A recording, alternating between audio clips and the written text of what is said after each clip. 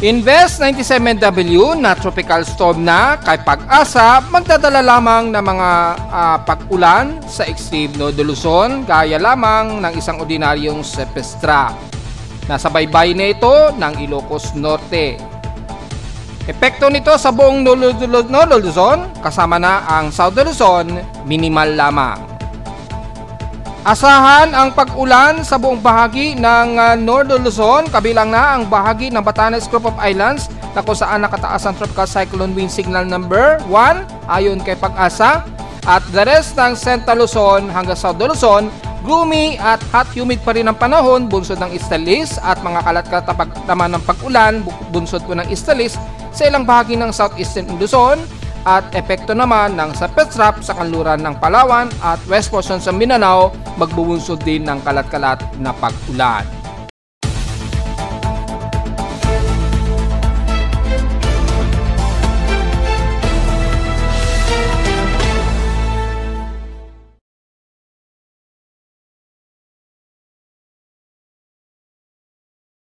Hello, good morning mga folks. Welcome po muli sa ating Daily Weather Bulletin at Analysis para sa araw ng Huwebes, October 23, 2025. Ang oras nating boss may umaga ay alas 11 eksakto na ng umaga.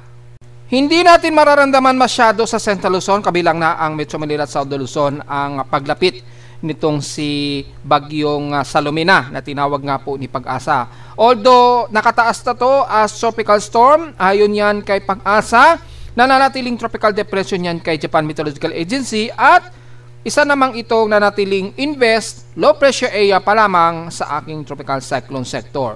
Bakit ganun at iba-iba ang naging lumalabas na kategory nitong si Salome? Well, tatalakayin natin yan maya-mayang konti. Una ay yung lagay muna ng panahon natin mula rito sa aming location sa Caloocan at ibang bahagi naman sa makikita po ang mga ibang water vapor pa rin at nakakaranas tayo ng maalinsangang panahon sa Metro Manila at ilang bahagi nga po ng South Luzon.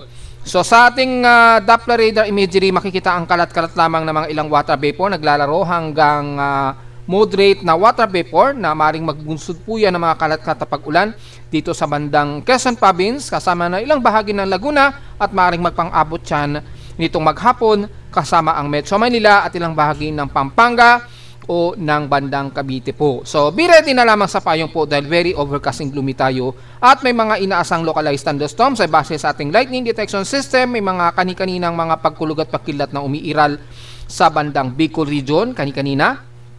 So double check natin sa ating real-time lightning detection system. As of 11:01 AM ngayong maga ay unless mag-update yung 100 plus minutes, nasa 52 lightning strokes po tayo. So halos malapit o magka-close sa inner and outer lightning strikes. Antay nating mag-load siguro yung 100 plus minutes ago. Pero kung hindi kasama yan ay nasa 52 at 51 lightning strikes po tayo. At typically mayroon malapit o mismo sa Metro Manila may mga umiiral ngayon na pagkulog at pagkidlat dito. Kasama na ang Pasay City, Parañaque, yan. May mga pagkulog at pagkilat na ngayon ang umiiral dyan. So ingat po at magdala po ng payong mga folks. Asahan ang mga localized thunderstorms. Nag-load na po ang 100 plus minutes ago ay total na 1,301 po ang lightning strikes na na-record ng aking lightning detection system. Kanina yung bago mag-load dyan ay nasa 51 to 52 ang active lightning strikes natin. Between 20 minutes ago to 80 minutes ago po ang record. Pero yung mga latest natin, may mga kasalukuyang pagkidlat ngayon dyan sa may bandang Pasay City. Mag-iingat po, within 20 minutes lamang ang duration nito hanggang 20 to 40 minutes. So medyo kasalukuyang may mga localized thunderstorms ngayon dyan sa bandang Manila Bay. Malamang malapit sa may bandang mismo ng MOA Arena ay may pagkulog at pagkidlat dyan, at bandang Parañaque po nagdala po ng payong at ingat sa mga pagkidlat dahil may kasalukuyang pong lightning strikes dyan. Sa iba't ibang bahagi ng bansa, nabanggit natin ang bandang Bicol region nga po sa may bandang Sorsogon po at Catanduanes kani-kanina mga 80 minutes ago, at dito naman sa may bandang Pangasinan sa baybayin sa West Philippine Sea, kasalukuyan ding may mga pagkulog at pagkidlat na umiiral ngayon. Ayun, no? Nagta-triangulate ngayon. So nasa 1,302 po ang total outer strikes, pero inner ay 1,105 lightning strikes lamang ang nadidetect. So pinakamalapit sa amin sa Caloocan base sa aking lightning detection system, malayong 149 km po ang distansya. So napakalayo mula sa amin. Pero dahil may mga bagong pumapasok, probably mga less than 8 km to 4 km ang recorded. So, tingnan natin kung mag-update yan sa aking ngayon, sa aking record dito. So hindi pa siya nag-update pero makikita naman natin halos napakalapit sa amin sa Caloocan ang pinaka-latest lightning strikes. Ayan, makikita natin tuloy-tuloy pa rin ang mga range ng lightning strikes ngayon. Yan, tuloy-tuloy po. So mag-iingat po mga kababayan natin lalo na dyan sa may bandang Pangasinan na kung saan mas marami ang mga active na lightning strikes ngayon. Dahil sa accumulated ng surface trap dyan, kasabay ng paglapit nga po nitong si Salome, ay asahan po ang mga sunod-sunod na pagkulog at pagkilat ngayon na umiiral dyan. Yan, so mag-iingat po ang lahat mga folks. Yan, so tuloy-tuloy pa rin ang mga lightning strike triangulations. Yan, nadedetect ng ating lightning detection. Yan, tuloy-tuloy pa rin po ang mga pagkulog at pagkilat. Yan, yung mga pulsing na yan na pumapasok ay tuloy-tuloy pong active na pagkulog at pagkidlat.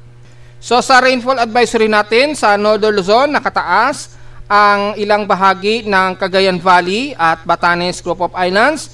Within 2 to 3 hours daw ang persisting forecast ito. So, bantayin po natin at abangan natin o tingnan sa ating public and disaster risk detection dyan kay Pag-asa na mga updates. Pero malinaw na within 2 to 3 hours daw ang persisting ng forecast nito. Yung pag-ulan, ingat na lamang po just in case. Sa Visayas naman, nakataas ang Palawan as usual po dahil sa Pestrap.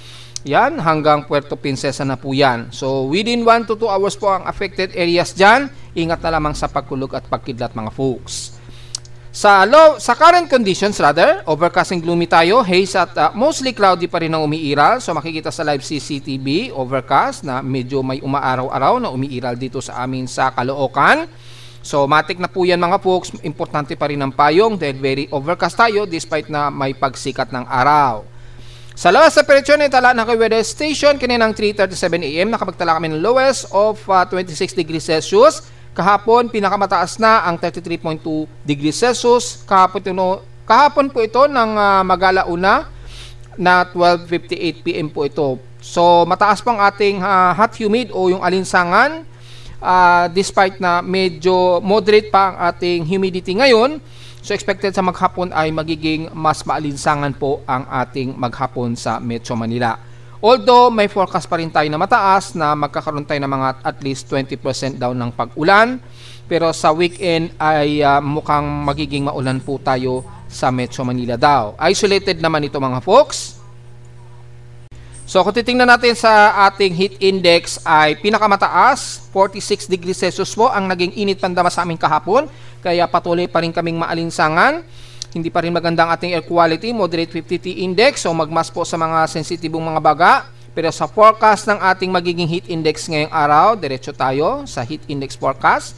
Sa ngayon, 9:28 AM po, ang huling record, nasa 42.9 degrees Celsius na po ang aming heat danger heat index. Sa forecast, 43 degrees Celsius. So halos kapareho po sa lumalabas na forecast natin. So tugma lamang sa aking weather station. So sa ngayon, ang forecast 43 degrees Celsius po, pero papalo pa raw ito hanggang 44 degrees Celsius ngayong alas 12 hanggang alauna po ng hapon. So wag po masyadong magbibilat ngayon sa Metro Manila despite na maulap dahil mataas pong ating alinsangan, kaya doble-doble ang taas ng ating heat index ngayong araw. Sa iba't ibang bahagi naman ng bansa, tingnan natin sa Ilocos region kung despite na maulan dyan, mataas ba ang kanilang heat index. Tingnan natin kung malala ang sitwasyon. Kung titingnan natin sa may bandang Lawag, Ilocos Norte ay medyo mababa. So ibig sabihin medyo gloomy ngayon sa kanila at may mga pag-ulan na umiiral, so wala tayong problema. Mababa ang kanilang heat index o manageable. Sa bandang Cagayan Valley naman, sa Tugigaraw, ay nasa 40 degrees Celsius po ang inyong heat index at papalo raw ito hanggang 43 degrees Celsius mamayang alas 2 hanggang alas 3 daw ng hapon. Yan, papalo daw yan sa 43 degrees Celsius. Sa Santiago, Isabela naman, ang inyong magiging heat index ay 39 degrees Celsius at papalo ito hanggang 44 degrees Celsius mamayang alas 2 hanggang alas 3 ng hapon. So medyo maalinsangan kayo dyan, huwag masyadong magpapapawis. At sa bahagi naman ng Pangasinan ay mataas din ang inyong heat index, 42 degrees Celsius. At aabot pa ng hanggang 43 degrees Celsius mamayang alauna ng hapon. So wag din masyadong magbibilad. Sa Central Luzon sa Tarlac ay nasa 42 degrees Celsius po ang forecast ninyo ngayong umaga, 11 o'clock, pero aabot pa ng hanggang 44 degrees Celsius nitong alauna hanggang alas 2 daw ng hapon. So maalinsangan din. Sa bandang Batangas City naman, ang inyong heat index forecast ay 40 degrees Celsius at paparo rin hanggang 43 degrees Celsius mamayang alauna hanggang alas 2 ng hapon. Sa San Jose Occidental Mindoro naman ang forecast, maalinsangan kayo, 43 degrees Celsius po, mataas, which is yan ang pinakamataas ninyo ngayong maghapon hanggang alas 12 ng tanghali. Maulan ngayon sa Bayban ng Puerto Princesa, so asahan natin mababang heat index ngayon dyan dahil sa surface trap, diretso agad tayo sa Cebu, ay inyong heat index ay 41 degrees Celsius, which is mukhang yan ang pinakamataas sa inyo maghapon. Sa mga kababayan natin sa Bicol Region, may nagtatanong daw kasi dahil umaaraw-araw na raw sa kanila. Well, tingnan natin sa Bicol Region. Kunin natin ang pinakagitna, ang Naga ay 41 degrees Celsius daw ang inyong magiging heat index sa forecast dyan sa Bicol Region. Papalo ito hanggang 42 degrees Celsius. So medyo maalinsangan na rin kahit mataas ang inyong heat index po.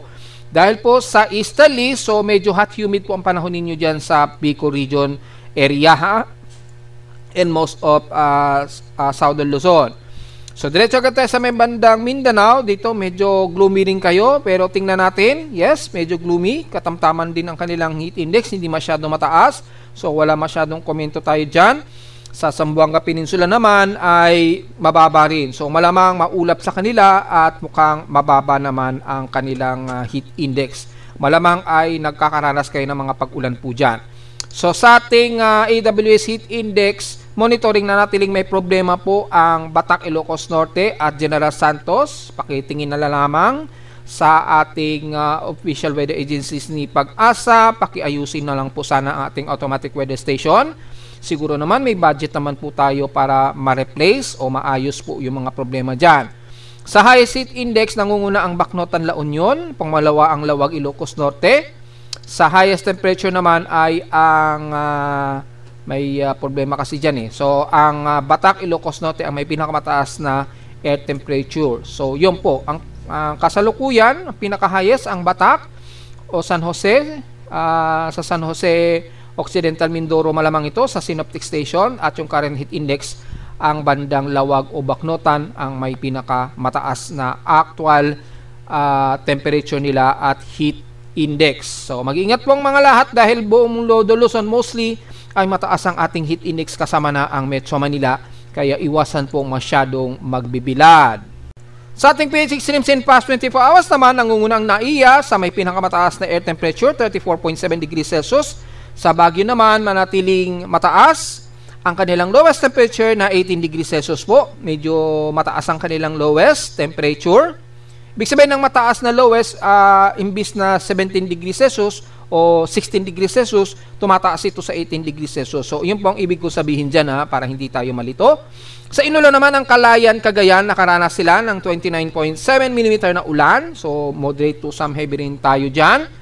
At sa amin sa Caloocan naman, since kahapon, nakaranas kami ng ulan din, 13.8 mm na total rainfall po. Yan. So, halos nadagdagan na naman tayo ng pag-ulan since kahapon po. Nakatotal na tayo na 54.3 mm in past 7 days o 237 mm total rainfall ngayong month of October. So, 90 mm na lamang mahigit para umabot sa eksaktong differences na 256.9 mm total rainfall o total average rainfall for the month of October. Samantala sa ating outside humidity, 75%, katamtaman tayo, bumaba ito ng 3% since last hour. At alanganing thunderstormy tayo na may 1,008 hectopascals, mabagal ang pagbaba nito since last hour.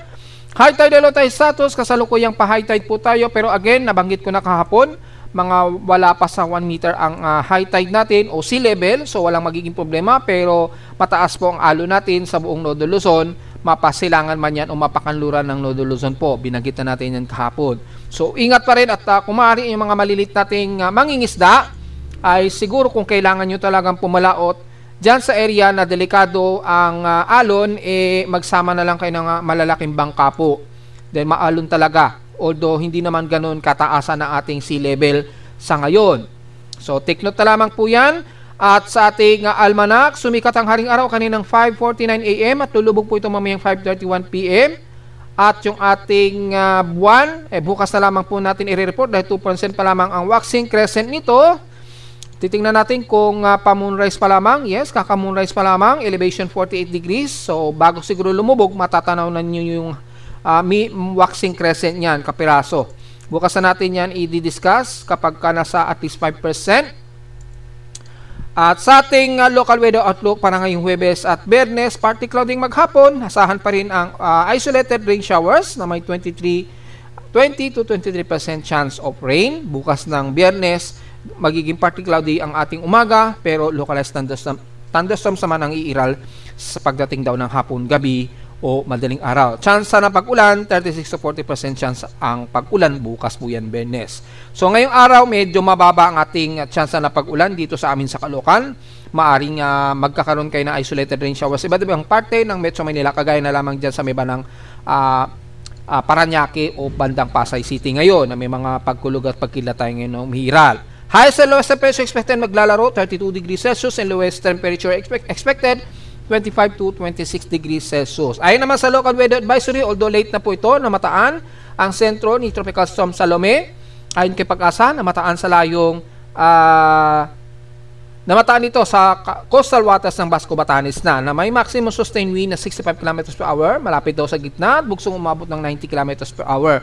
So, very late na po ito. Kumikilos ito pa southwestward, gaya na ating report kahapon, at mabilis ang pagkilos niya, 20 km per hour. Malayo yan sa ating tropical cyclone sector report. So, kung official na lamang ang susundin ninyo, yung kay Pag-asa na lamang ang susundin ninyo, medyo off yung mga analysis ngayon ng mga weather agencies. So, hindi natin maintindihan. This coming weekend, magiging maulan ba tayo? Yes, magiging maulan daw tayo. Starting Friday, 40%. At Saturday to Sunday, 80% to 90% daw ang chance na pag-ulan natin. So, typically, budulot yan malamang ng easterlies o localized thunderstorms o maaring merong surface trap na hahawiin itong si Salome dyan sa may banang kalurang bahagi ng Nodo Luzon. So, posibleng magpang-abot yan dito sa Metro Manila this weekend. So, importante po ang payong kung sakaling lalabas po kayo sa darating na weekend. Diretso agad tayo sa ating ginagamit na satellite imagery. Makikita po ang location ni Salome. So, makikita natin halos sa pestrap lamang ito or low pressure area na shallow lang. So, nasa 1,008 hectopascals yan to 1,007. So, lumalabas po mga pagkulog at pagkidat ang mararanasan ninyo ngayon sa bandang Batanes Group of Island o Babuyan Islands. Although nakataas yan sa Tropical Cyclone Wind Signal number 1. Ayon yan kay Pag-asa. Well, malinaw naman, mayroong low-level convection pa rin nakikitaan dito. So, kung i-infrared mode natin, may low-level circulation kasi siya. So, nagkakaroon pa rin ito ng upward low, kaya itinuring pa rin na isang aktibong bagyo. Pero napaka-shallow nito dahil sumasabay lamang siya sa pinaka-surface trap dito sa Timog Kanluran. Magdudulot po yan ng mga malawakang pag-ulan na may ilang bugso ng hangin dyan sa may bandang Batanes at Babuyan Islands, especially sa may bandang Calayan, Cagayan. At ilang bahagi ng Nodo Luzon, kabilang na ang Ilocos Norte, Ilocos Sur, makakaranas kayo ng mga biglaang may bugso pa rin ng hangin dyan na may mga kalat-kalat na pag-ulan. Although hindi naman matindi ang mararamdaman ninyong cyclonic effect nito, asahan lamang ang mga pagkulog at pagkilat at may mga moderate to heavy rain showers po ang iiral. Kabilang na ang buong Nodo Luzon hanggang Kalinga, Apayao, Ifugao, ayan, mountain o most of mountain province at ilang bahagi ng Benguet. Although makikita ninyo dito medyo moderate lamang. So kung titingnan natin ang heavy rain potential, kung mataas ba ang heavy rain potential, dito lamang sa may bandang Cagayan, Calayan, Cagayan o bandang Babuyan Islands at bandang Batanes Group of Island lamang. Yan, medyo humihina po yung heavy rain potential nito. So mapapansin niyo po dito sa buong Ilocos region, nakakaranas kayo ng matinding ulan pero tumitila-tila po ito. Hindi ito yung singlala na parang bagyo talaga. So, ganun din, makikita ninyo, medyo sumisilip-silip yung haring araw dyan. So, hindi talaga ninyo masyado ramdam yung cyclonic effect ni Salome hanggang sa buong Ifugao nga po o Mountain Province na Babiskaya pababa na ng Central Luzon. Most probably, maaraw kayo dyan at maalinsangang panahon, lalo na sa biban ng Cagayan Valley.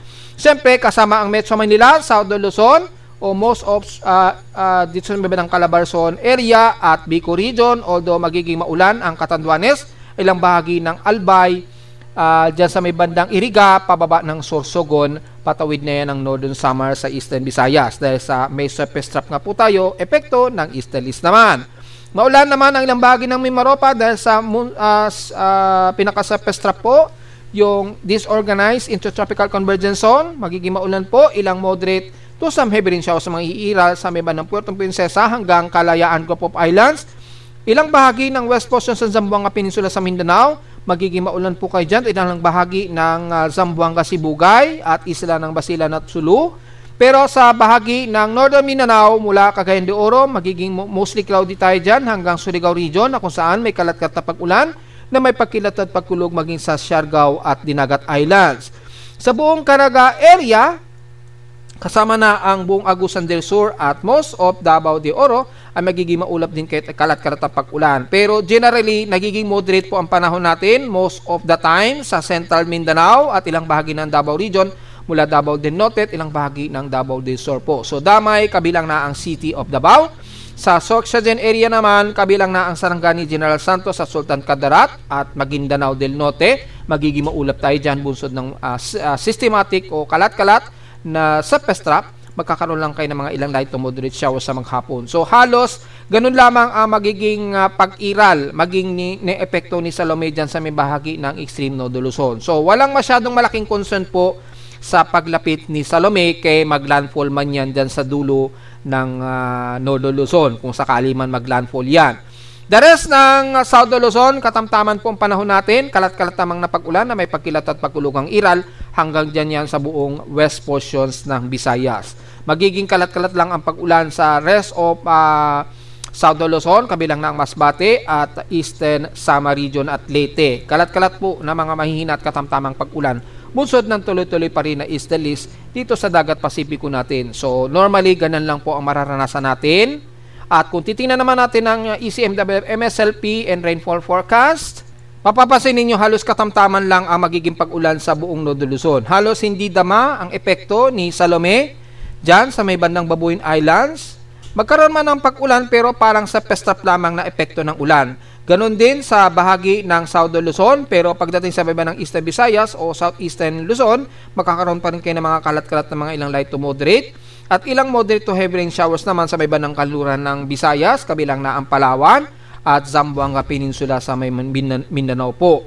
So magdala po ng payong at ingat na lamang sa mga pagbaha ngayong umaga, pero pagsapit po ng mga banda alas 2 po ng hapon onwards, patuloy po ang magiging kalat-kalat na pag-ulan pa rin sa Palawan at most of Mindanao. Light to moderate po ito, isolated, epekto po yan ng trough dito sa may mga katimugan po ng Mindanao.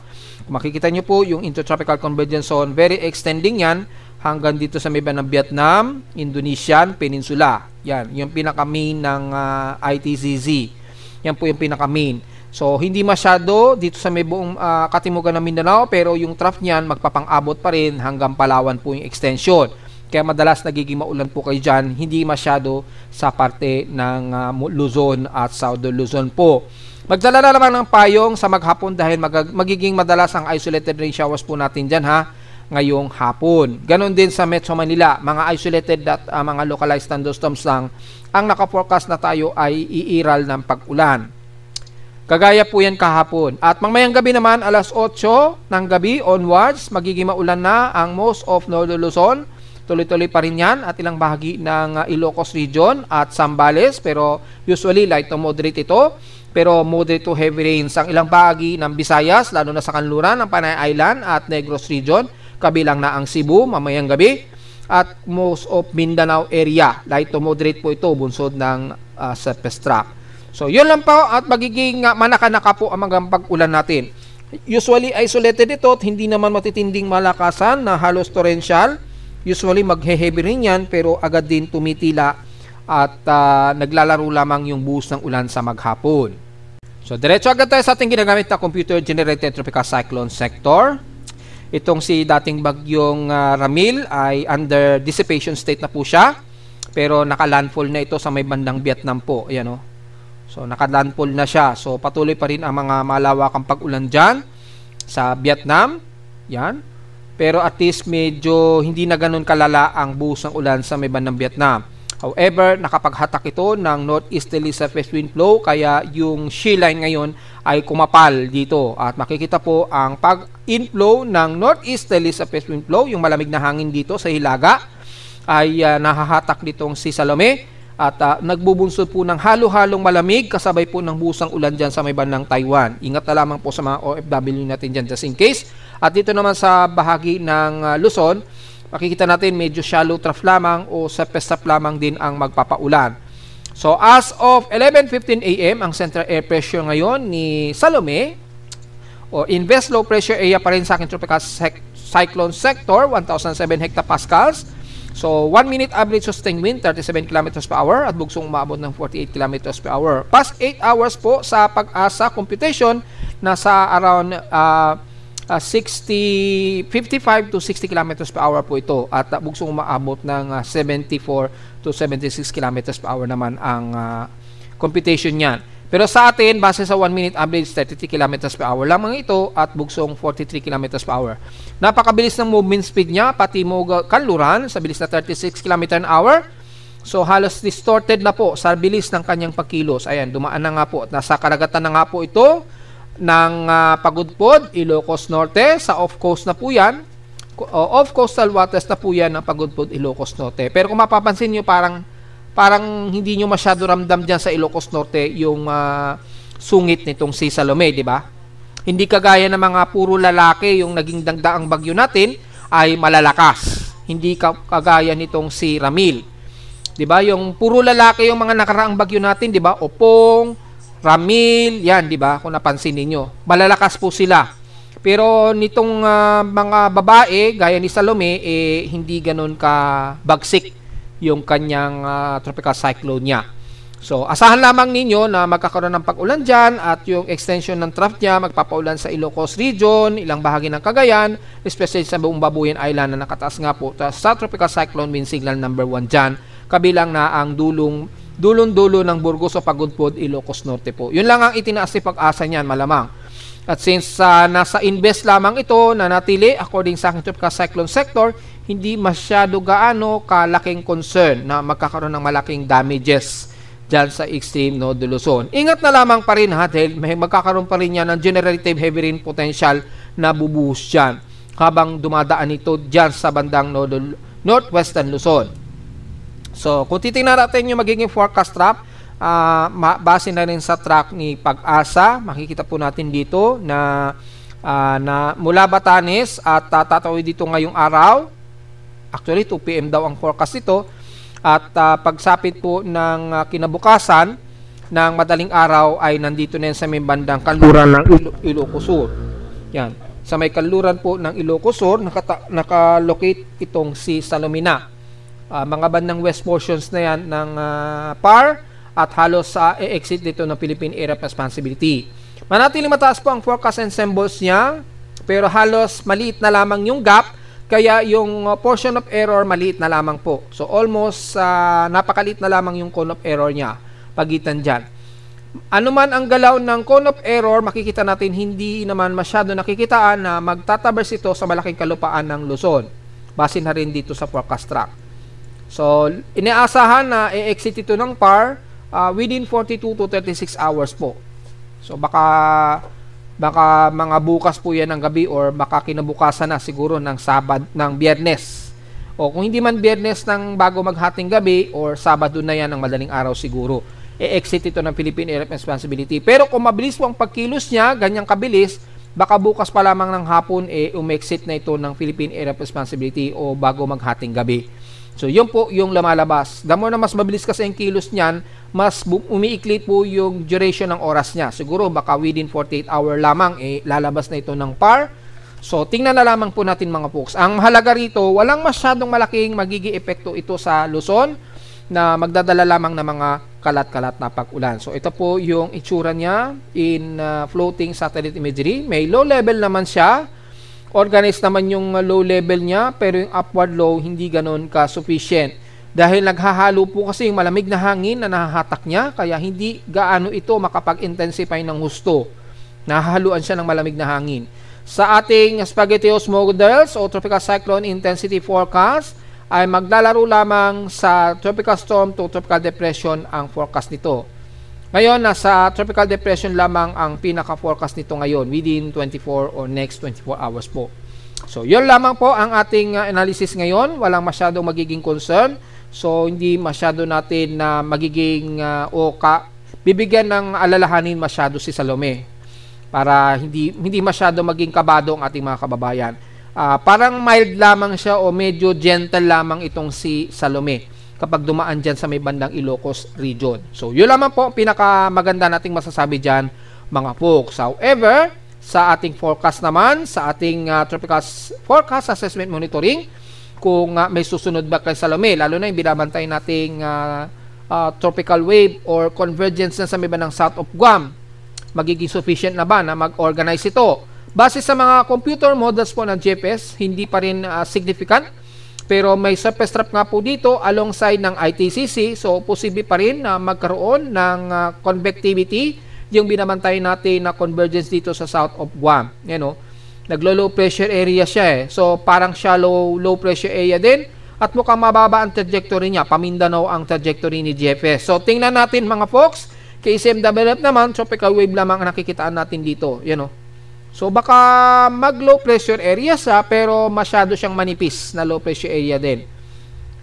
So, yun lamang ang nakikita natin dito. Kay NAVGEM naman na mas aggressive po. Dito, mukhang magiging aktibong low pressure siya. Ayan. Then lalapit ito sa may ng Eastern Visayas. Yan. Bago matapos ang buwan. So, tingnan po natin. Ipopost natin siya. Then, tingnan natin kung anong araw. So, mga October 26. Lalapit ito sa may ng Eastern Visayas. Kay NAVGEM lamang ito So, this weekend po, malalaman natin kung yan ay magiging low pressure area din. Kung sakali man itaas yan, magiging C98W na yan.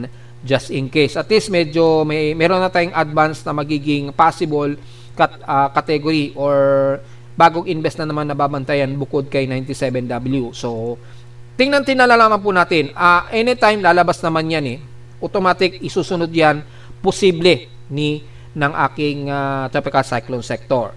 Wala naman sa global spectral model, makikita natin medyo may Coriolis itong binabantay natin na convergence.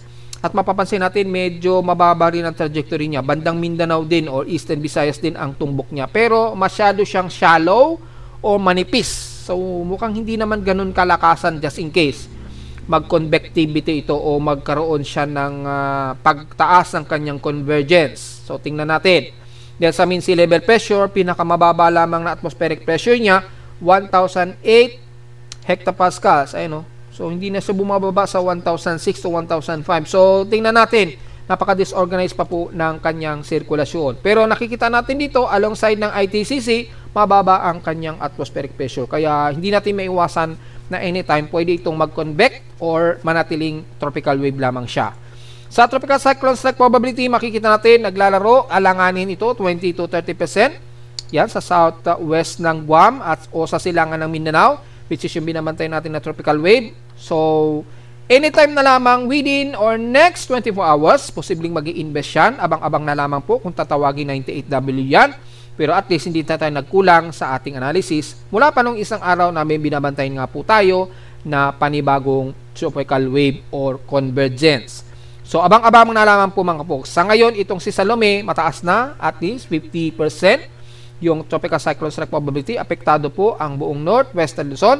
Pero gaya na po ng ating sinabi, ay medyo gentle lamang na bagyo itong si Salome just in case. Magdadala lamang ito ng mga pag-ulan, pero hindi ito magdadala ng cyclonic effect na kung saan ay malaking magiging damage sa mga pananim or mga structure. So, mag-ingat na lamang po dahil magdadala pa rin yan ng at least mga 40 to 52 km per hour na bugso ng hangin dyan sa may bandang Ilocos region. So, yun lamang ang pinaka-analysis natin tungkol sa binabantay nating convergence at kay Salome. Sa ulat din doon naman, so far, wala pa tayong bagong malalakas na mga paghinig. Pero gaya po natin, mula kahapon, may mga ilang mahihinang minor na mga paglilindol. Yan, mula kahapon yan. Mga alas 12 ng tanghali kahapon. At mula kanina, medyo may mga aftershocks pero maliitan ito. At as of 10:40, ngayong umaga, medyo merong nadetect tayo na medyo minor o moderate na lindol ito. Hindi natin alam kung aftershocks yan. So mga 10:40 AM, double check natin sa data feed ni PBOX. So bukang sa Manay na naman siguro ito, hindi natin alam, or Bogo Cebu, tingnan natin. Mula kaninang 12 AM, so far wala namang magnitude 4 na nade-detect ang seismograms ni PBOX dito. Mukhang walang magnitude 4 ha. Himala. Mukhang walang na-record si PBOX na kahit isang magnitude 4, or siguro alanganin na 3.9 siguro. Tingnan natin. Mga 10:40 ngayong umaga. So ngayong umaga kasi ito 10:10, 10:20, 10:35. So 10:35 wala naman. Wala tayong nade-detect dito. So baka sa ibang bansa ito kasi may nade-detect tayo dito. So international time mga 2:40 AM. So mga 2:40 po ito. Double check natin. Yan, mga 10:40, 10:31. Baka dito sa may bandang Russia, mayroong na-detect na magnitude 5.6 dyan. Mukhang dyan sa may bandang Kamchatka, Russia. Bababaw lang ang epicentral depth nito na 10 km at magnitude 5.6 of east coast ito ng Kamchatka, Russia. Malamang yan yung na-detect. So, i-focus natin. Ayan po. Diyan na naman sa may bandang Russia na may mga sunod-sunod na naman pagyanig. Malamang ito ay na-detect. Although mahina ang kanyang intensity na nag-arrive, intensity 2 lamang nang mag-arrive ito sa Luzon, sa amin sa Caloocan. So mukhang hindi ito nagdulot ng malaking damages. Pero malakas siya ha, mababaw lamang yung epicentral depth. Kaya huwag babaliwalaan, then magnitude 5.6 pa rin yan. So kung double check natin kung may nakataas ba na tsunami alert dyan sa Kamchatka, mukhang wala naman. Minor lamang o unlikely lamang ang indication. So, wala namang nakataas na tsunami advisory. Double check natin, malapit sa Kamchatka, yung mga buoys natin. Yung floating device. Ito yung Kamchatka, masyadong malayo. So, ang pinakamalapit lang meron tayo dito sa may bandang Chichijima. Ayun, alon lamang at minor lamang or normal lamang ang alon. Maalon lamang dito sa karagatan nito pero wala namang na-detect na tidal wave mula sa Kamchatka. So normal naman po, wala tayong nakataas na tsunami warning. So diretso agad tayo sa ating historical earthquake data para mabilang natin ang total earthquakes ngayong month since wala naman tayong aktibong malakas na lindol ngayon o aftershocks sa anumang bahagi ng bansa so far, pero may mga minor aftershocks pa rin tayo ha. So tuloy-tuloy pa rin tayo mag-iingat sa mga area na kung saan ay tuloy-tuloy ang mga aftershocks. Yan, mula naman sa ating October total earthquakes.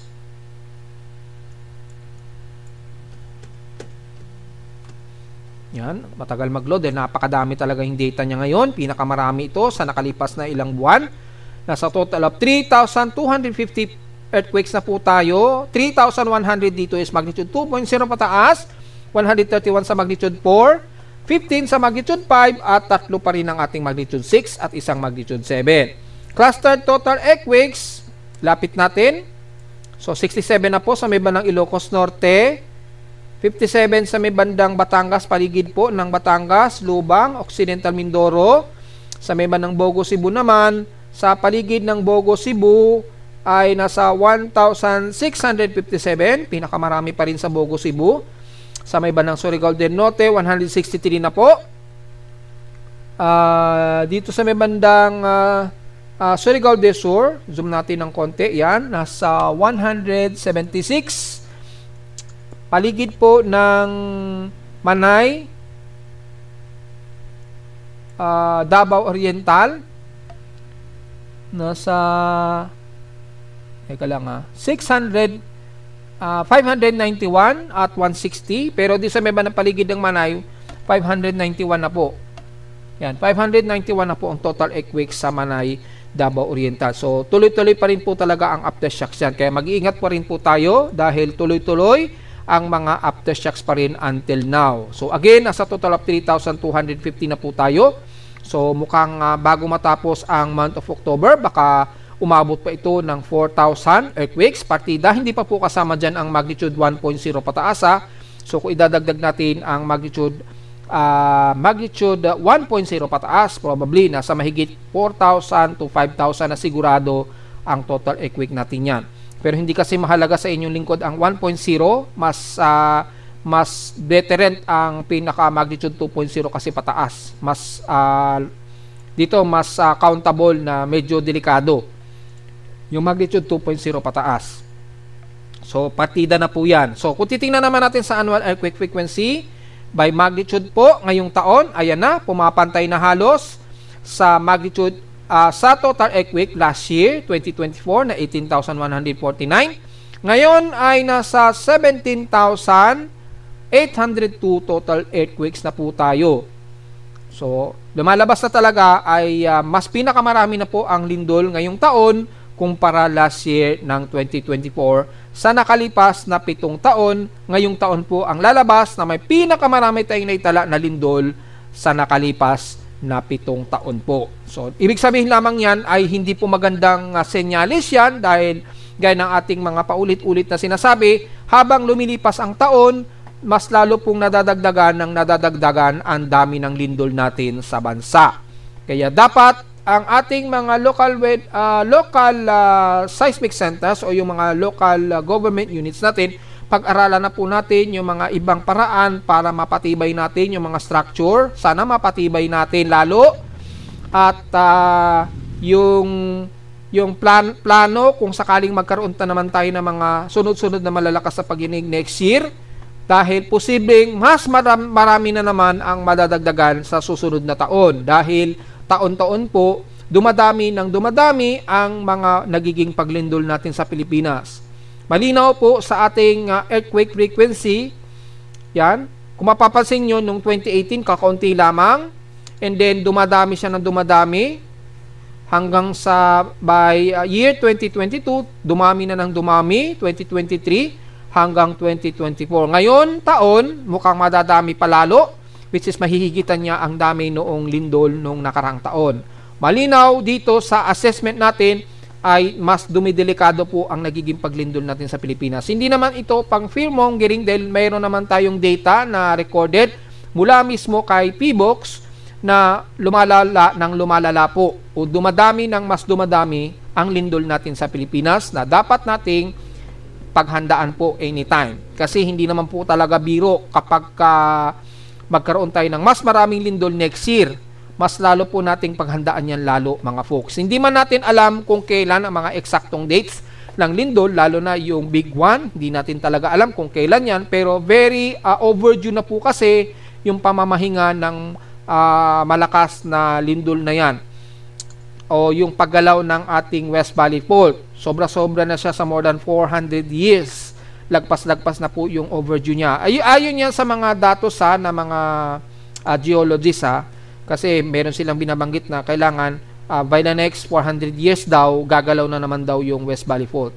Hindi natin masiguro yan, hindi po natin mako-confirm yan dahil wala namang pinakikitang ebidensya, pero at least meron silang datos nga daw na by every 400 years ay gumagalaw daw yung mga malalakas nating tectonic plates, kabilang na ang West Valley Fault. So mas lalo po nating paghandaan ito, mga folks. Hindi po kasi talaga biro ito, dahil kada taon na lamang ay mas dumadami ang mga pagyayanig. At narito naman ating 3-day weather forecast para sa araw ng Huwebes, October 23, 2025.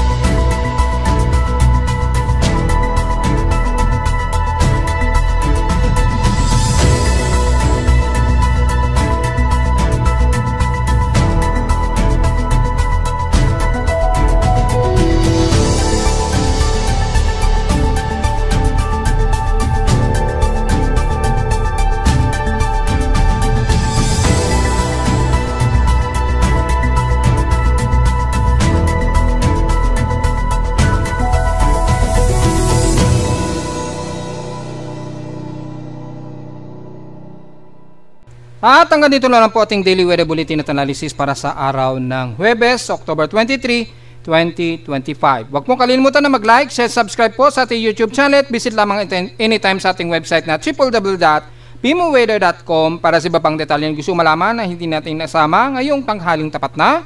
Since magiging hot humid ang madalas natin at medyo gloomy ang panahon, so hindi mawawala ang mga localized thunderstorms lalo na nitong hapon po ha sa Metro Manila lalo na. At visit lamang sa website sa gusto malaman pinaka-dynamic events mula sa reading ng aking aparato sa Caloocan at sa data feeds mula sa iba't ibang weather agencies. Maraming salamat po mga folks at magandang araw po sa ating lahat.